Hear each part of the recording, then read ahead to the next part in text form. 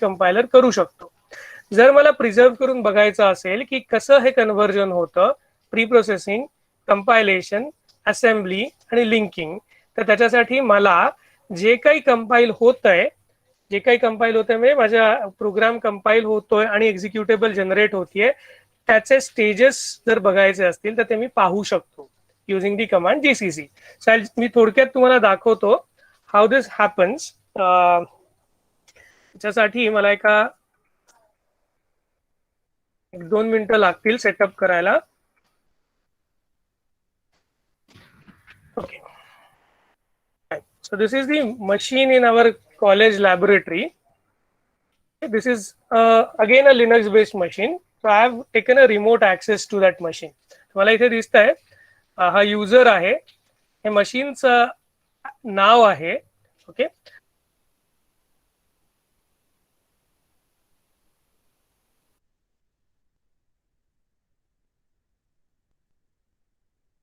and this particular thing is called as a prompt. So I have taken a remote access command in this one directory. So this command that I have used, cd, stands for change directory. So I am moving to a directory. एका folder मध्ये मी जातोय. फोल्डरला Linux मध्ये directory म्हणतात. So you will hear a lot of different terminologies. Excuse me, sir lecture मध्ये मी 5 मिनिटांनी करू phone. मी lecture झाल्यावर करतो, अर्धा तास लागेल.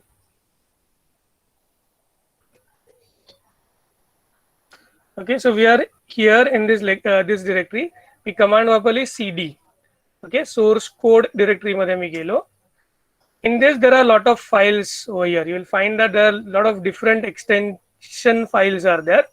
त्याच्यात ही फाईल तुमच्या फॅमिलियर वाटेल, .c एक्सटेन्शन असलेली, आणि त्याच्या व्यतिरिक्त इथे बऱ्याच दुसऱ्या फाईल पण आहेत.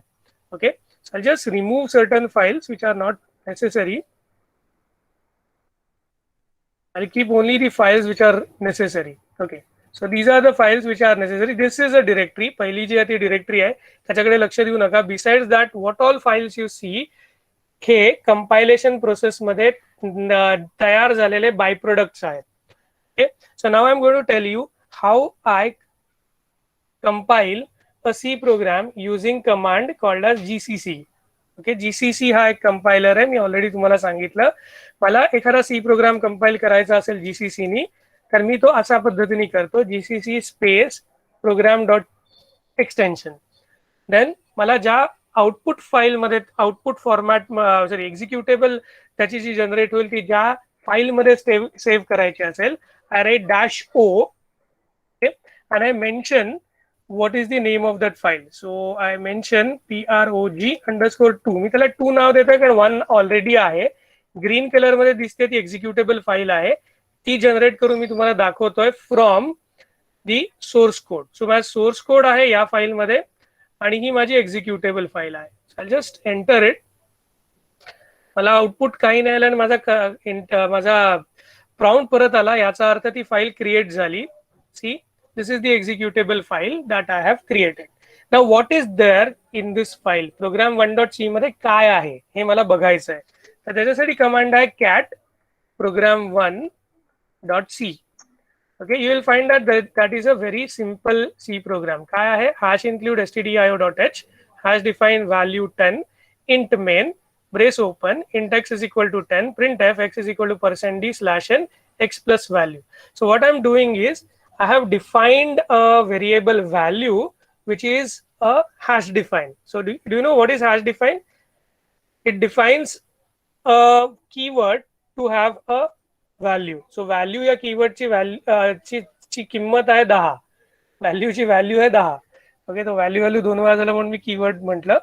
Okay, and again as I told you, just while using GCC compiler, general style of writing is that use int main and use a return here. तिथे रिटर्न लिहायचं विसरलोय तरी कंपाईल झाला, काही प्रॉब्लेम नाही, कारण जीसीसी खूप इंटेलिजंट कंपायलर आहे, तो स्वतःहून बऱ्याच गोष्टी करतो. But if I want to edit this code, आता आपण हा कोड बघितला फक्त, if I want to edit this code, त्याचे चेंजेस करायचे झाले तर ते कसे करतात, मी जाऊन पटकन चेंज करून येतो. Program 1.c, that's the name of the program. So nano हा एक एडिटर आहे. जसा टेक्स्ट एडिटर मगाशी आपण पाहिला त्याच पद्धतीने तो हायलाइट करतोय. मी फक्त इथे जाणार आहे आणि मी इथे एक स्टेटमेंट लिहिणार आहे, रिटर्न स्पेस 0. जसं आपण कुठल्याही फंक्शनला रिटर्न टाईप इथे लिहितो आणि रिटर्न व्हॅल्यू लिहितो, तेच मी केलेलं आहे. नथिंग मोर नथिंग लेस. फक्त मेनला मी ते केलंय. जनरली जेव्हा टर्बो C3 मध्ये तुम्ही प्रोग्राम लिहायचात तेव्हा तुम्ही इथे लिहायचात void VOID, म्हणजे मला काही रिटर्न नकोय. मी पण रिटर्न करतोय का, कशासाठी? हा लिहिण्याचा एक प्रघात आहे. This is one style of writing. It doesn't do any change to the syntax or it doesn't violate any syntax. कोणत्याही फंक्शनला सी मध्ये रिटर्न टाईप असतो आणि त्यातून तुम्ही एक व्हॅल्यू रिटर्न घेऊ शकता. तेच आपण इथे केलेलं आहे. So don't get confused while seeing the program that I show you, की तिथे इंट दिसतंय सर, इथे रिटर्न दिसतंय, मग हे खूप वेगळं आहे का? Nothing is different.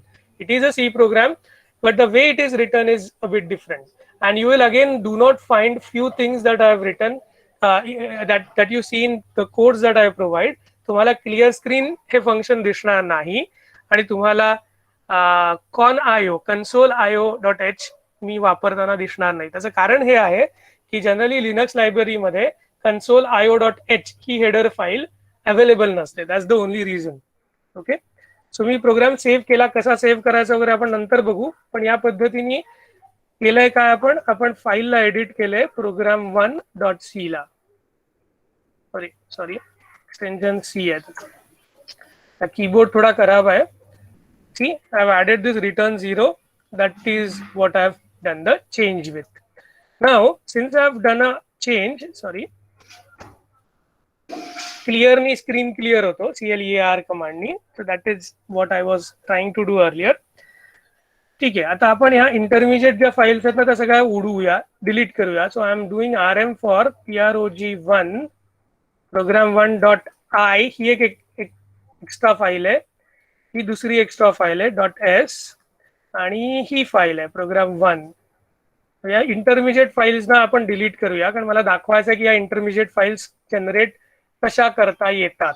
ओके, आपण आधीच बघितलं की आपण मगाशी कंपाईल केलं होतं, त्यामुळे ही program_2 फाईल क्रिएट झाली होती. ओके, समजा मी आउटपुट फाईल दिली नाही आणि जीसीसी ला फक्त program1.c हे इनपुट दिलं, तर GCC the compiler what it does, it will convert this program into its machine gradable code, and then it will convert it into an executable code as a.out. a.out या नावाने by default तो output file generate करतो, जी आपण execute करू शकतो. So I am executing a.out. Terminal access जेव्हा तुम्ही घेता, रिमोट ऍक्सेस जेव्हा घेता, त्या एक्झिक्यूट करण्यासाठी फाईल आपण ./ आणि फाईल नेम या पद्धतीने एक्झिक्यूट करतो. ही फाईल एक्झिक्युटेबल आहे मला का कळलं, कारण ती हिरव्या रंगात आहे म्हणून मी ओळखलं की ती एक्झिक्युटेबल आहे. मागे पण तुम्ही बघितलं की ती हिरव्या रंगात होती program_2, ती पण एक्झिक्युटेबल होती. प्रोग्राम काय होता, मी एक व्हॅल्यू नावाचा व्हेरिएबल डिफाईन केला, एक एक्स व्हेरिएबल डिफाईन केला, एक्स प्लस व्हॅल्यू मी प्रिंट केलंय. एवढ्याच 3 गोष्टी प्रोग्राम मध्ये आहेत. See x is equal to 20 print झालं. तुमच्यासाठी प्रोग्राम परत दाखवतो, just to make sure that it is in compiling the same code. Okay, value is having value 10. I am doing this printing x plus value and that is getting printed x is equal to 20. I hope you understand lot of new things. आपण हे खूप slow नंतर जाणार आहोत, एक एक step नंतर बघणार आहोत. फक्त मला जे दाखवायचं आहे आज आणि ज्याच्याबद्दल तुमच्या मनात उत्सुकता निर्माण करायची ती ही गोष्ट आहे की मला इंटरमिजिएट कोड जर जनरेट करायचा असेल तर तो कसा करता येतो, आणि तो जनरेट होत असतो, फक्त ते आपल्याला माहित नसतं. I just use this command. Me command वापरतोय कारण मला एका शॉट मध्ये हे सगळं करायचंय. wall save temp. माझ्या या प्रोग्रामचे फाईल नेम मला इथे स्पेसिफाय करायचंय. फाईल नेम काय आहे, program1.c.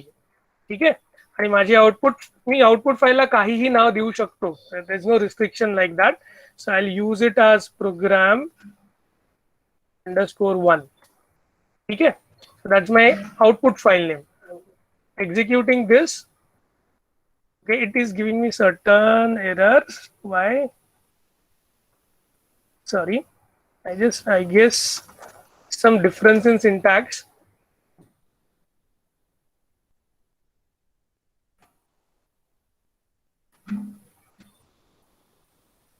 Did you mean save temps? Yes, I mean save temps. I'll don't give the other extensions.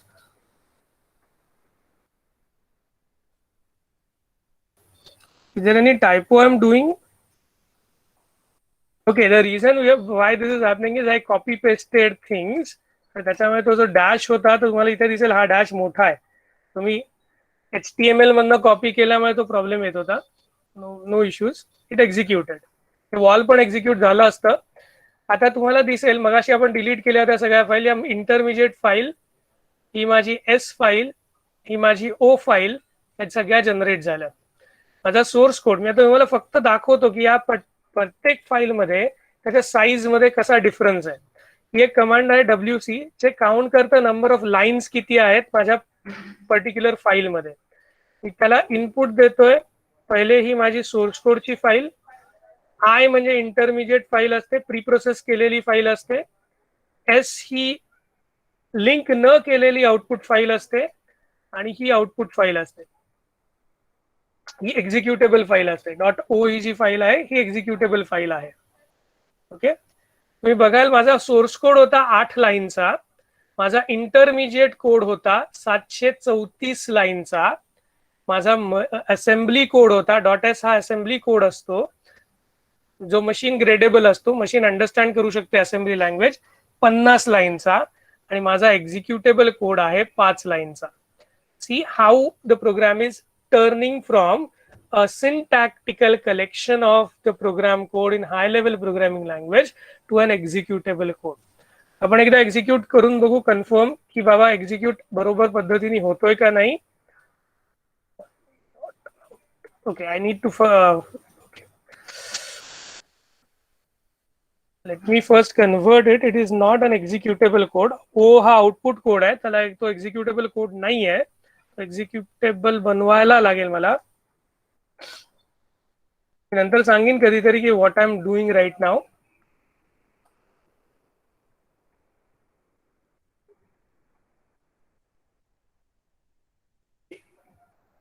It's not out, it didn't produce output file. Sorry, intermediate file तयार केली पण आणि output file generate नाही केली कारण मी ओ option दिला नव्हता.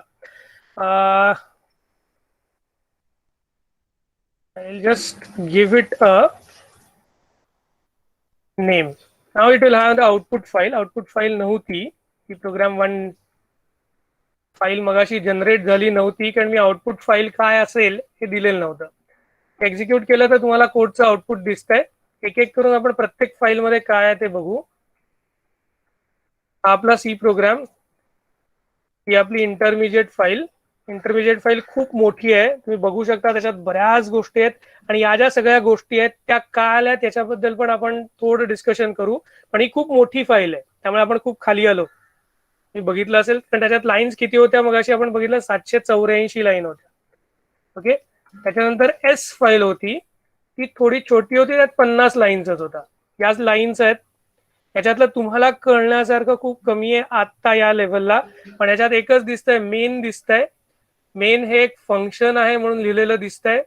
हा एक स्ट्रिंग दिसतोय जो तुम्ही प्रिंट करताय, x is equal to %d/n. काही काही गोष्टी समजण्यासारख्यात. ओरिजिनल फाईलचं नाव दिसतंय, ती टेक्स्ट फाईल आहे दिसतंय. ओके, त्यानंतर बऱ्याच गोष्टी दिसतात की कोणती ऑपरेटिंग सिस्टीम तुम्ही वापरताय ते दिसतंय. ओके, कोणता कंपायलर तुम्ही वापरलाय ते दिसतंय, आणि इतर काही गोष्टी दिसतात ज्या एक्स्ट्रा आहेत. बाकीच्या गोष्टी समजण्याच्या पलीकडच्या आत्ता आपल्या अंडरस्टँडिंग लेवल प्रमाणे, कारण this is been converted to an assembly code. Assembly code जो आहे तो माझ्या प्रोसेसरला, कॉम्प्युटरच्या प्रोसेसरला समजतो, त्याला तो वापरता येतो, त्याला तो एक्झिक्यूट करता येतो लाईन बाय लाईन. ओके, या साईडला जी आहेत ही लेबल्स आहेत. हे जे LFB0, LFE0 याला म्हणतात labels. LC0 go two statement तुम्ही कधी वापरली असतील तर ते त्याला जे लेबल असतं ते लेबल आहे लेफ्ट हँड साईडचं. या ज्या तर इन्स्ट्रक्शन्स आहेत, MOVL move left, MOVL add L add certain value, move, add, call, या सगळ्या इन्स्ट्रक्शन्स आहेत. आणि हे जे आहेत हे व्हेरिएबल ऍक्सेस केलेले आहेत. जास्त डिटेल्स मध्ये आपण जाणार नाही आहोत, फक्त आपल्याला समजून इथे हेच घ्यायचंय, how these high level programming languages get converted to machine level, and while doing so how these intermediate files get generated, आणि त्यांचा अर्थ काय आहे. ही आउटपुट फाईल आहे. आउटपुट फाईल बघाल तर तुम्ही हसाल, याच्यातलं तर काहीच कळत नाहीये, because this is encoded in some different encoding. ते एन्कोडिंग डिस्प्ले करता येत नाही आहे आपल्या टर्मिनल एडिटरला, त्यामुळे हे वेगवेगळे कॅरेक्टर्स दिसतात, वेगवेगळे सिम्बल्स दिसतात. त्याचं एन्कोडिंग खूप वेगळं आहे. It's an executable file, okay, it's an output file that it has generated. ह्याच्यातलं तर जवळजवळ कुठलीही गोष्ट तुम्हाला समजून येत नाहीये. पण मला एवढं कळलं की याच्यात 5 लाईन्स ऑफ कोड्स आहेत. त्याच्यातल्या एक दोन गोष्टी ज्या दिसतात त्या, हे पर्सेंटेज डी कळत आहे, आणि हे जे दिसतंय तुम्हाला हे माझं कोणती ऑपरेटिंग सिस्टीम आहे आणि कोणता मी हे वापरलेला आहे, कंपायलर वापरलेला आहे, त्या 2-3 गोष्टीच कळतात. ओके, सो इंटरेस्टिंग गोष्ट आहे ही, समजून घ्यायला फार कठीण नाहीये. Next lecture what we are going to see is, we are going to see formally या स्टेप्स काय असतात. मी तुम्हाला आता दाखवलं की कशा मला इंटरमिजिएट फाईल मिळतात आणि त्यांचा अर्थ काय. ओके, हा माझा सी प्रोग्राम असतो. पहिली आउटपुट फाईल मला मिळते ती .i. C file .i file मध्ये कन्वर्ट होते. हे कन्वर्ट होताना काय होतं तर पटकन आपण ती फाईल इथे नाही, मी रिमोट मशीनवर ओपन केली आहे त्यामुळे ती ओपन नाही होणार. पण जर तुम्ही नीट बघितलं तर या .i फाईल आणि तुमच्या सी प्रोग्राम मध्ये फरक एवढा असतो, जेव्हा तुम्ही इन्क्लूड करता तेव्हा ती लायब्ररी फाईलचा जो कोड आहे तो रिप्लेस केला जातो त्या इन्क्लूड स्टेटमेंटशी, आणि त्याच्यानंतर जर हॅश डिफाईन वगैरे काही स्टेटमेंट असेल तर ते मूळ प्रोग्राम मध्ये रिप्लेस केले जातात. म्हणजे व्हॅल्यूच्या जागी 10 ही व्हॅल्यू रिप्लेस केली जाते. त्याला म्हणतात pre processing step. Once the pre-processing is over, the next step is to convert to assembly language code. Next step is to link it with the library which is compiled library. जे प्रोग्रामला आवश्यक आहेत घटक execution साठी ते गोळा करणं आणि प्रोग्रामला एक्झिक्युशन साठी रेडी करणं, याला लिंकिंग प्रोसेस म्हणतात. Okay, and finally when you do ./program1 whenever you write that is the executable code. So link आणि लोड करून झालेला कोड एक्झिक्यूट करता येतो. So we start from a high level program, convert it to an intermediate code which is also in high level program, which is also a high level program which is pre-processed.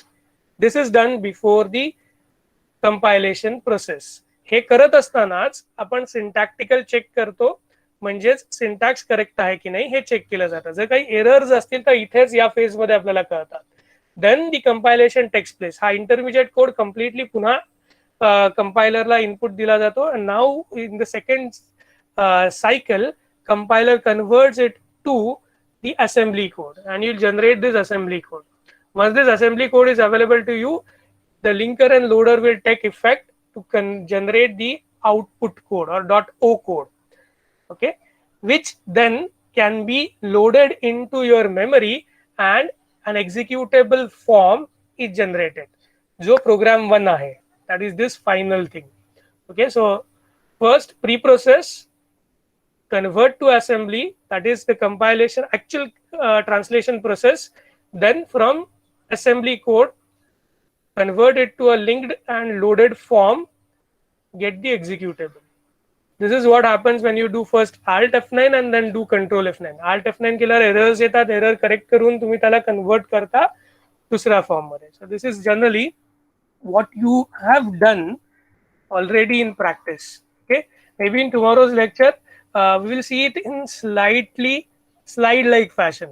मला जास्त गोष्टी practically दाखवायची आवड आहे. Practically I will just show you those things and then I will explain you using theoretical concept. तर आज आपण काय बघितलं, just wrap up the discussion. We started off looking at a distinction between what do you mean by syntax and semantics. Okay, semantics काय असतं मी बोलतोच नाही, फक्त एवढंच सांगितलं की सिमॅन्टिक्स म्हणजे मीनिंग कोडचं, आणि when I do compilation process तुमचं मीनिंग कोडचं प्रिझर्व केलं जातं. We preserve the meaning of the code. Syntax जो असतो तो एक्सप्रेस करतो माझ्या थॉट्सला, आणि सिंटॅक्स जे थॉट एक्सप्रेस करताय त्याला म्हणतात मीनिंग. तर या कोडमध्ये जेव्हा मी ही कंडिशन टेस्ट करणार आणि कंडिशन ट्रू झाली तर मला हे एक्झिक्यूट करायचंय, कंडिशन फॉल्स झाली तर मला हे एक्झिक्यूट करायचंय. That is the semantics of this code. Okay, and the way the if condition is organized is called as the syntax. So syntax, semantics, compilation process, how compilation preserves the semantics. आपल्याला taste करायचं होतं की कुठला number even आहे आणि odd आहे, किंवा नंतरच्या कोडमध्ये जो मी एक्झाम्पल म्हणून दाखवला, आपल्याला गिव्हन व्हेरिएबल मध्ये 10 ऍड करायचे होते, ते करेक्टली केलं माझ्या एक्झिक्युटेबल कोडनी. जे माझ्या मनात होतं ते माझ्या जे मनात होतं ते मी एन्कोड केलं माझ्या प्रोग्राम मध्ये आणि एक्झिक्यूट माझ्या प्रोग्रामनी बरहुकूम केलं हार्डवेअरवर. कारण कंपायलरनी माझा सिंटॅक्स जरी चेंज केला तरी प्रोग्रामचं सिमॅन्टिक्स प्रिझर्व केलेलं होतं. Okay, so that's the role of a compiler in the process of converting a high level program into machine gradable